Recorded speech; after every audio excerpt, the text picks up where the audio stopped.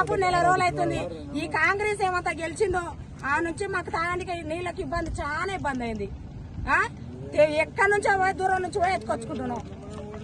మేమైతే మా పక్కింటోళ్ళ దగ్గర పోతే కూడా నీళ్ళు ఇస్తలేదు మాకు. మా కాంగ్రెస్ ప్రభుత్వం వచ్చిందా అని చెప్పి వాళ్ళు ఇష్టం వచ్చినట్టు ఇది చేస్తున్నారు. మాకు చాలా నీళ్ళకి ఇబ్బంది అయింది. చెరువులో నీళ్ళు కూడా లేవు. పైపులు వేసుకొని నీళ్ళు వేస్తున్నారు.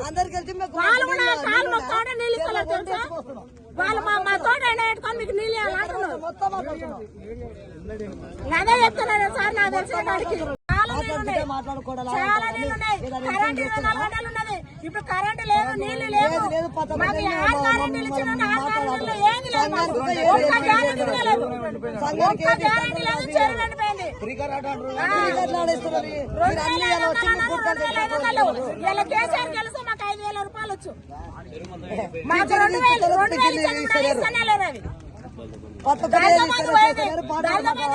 దండబంధు లేదు, రైతు బంధు అన్న రైతు బంధు లేదు, ఏది లేదు. మేము గట్టి లేక పాటికి వస్తున్నాం.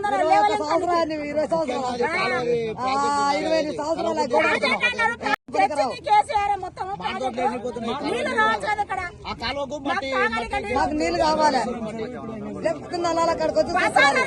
బస్సు ఏంటి గురించి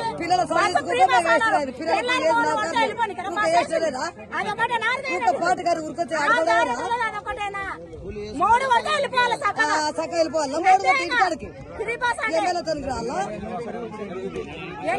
చెరువు చూడండి ఒకసారి.